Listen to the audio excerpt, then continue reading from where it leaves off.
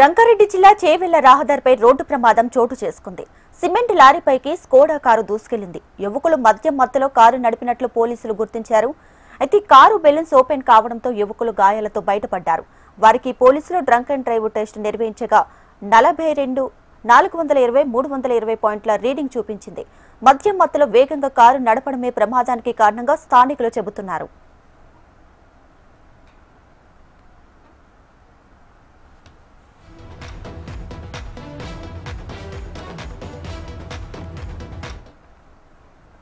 రంగారెడ్డి జిల్లా చేవెళ్ల రహదారిపై రోడ్డు ప్రమాదం చోటు చేసుకుంది. సిమెంట్ లారీపైకి స్కోడా కారు దూసుకెళ్లింది.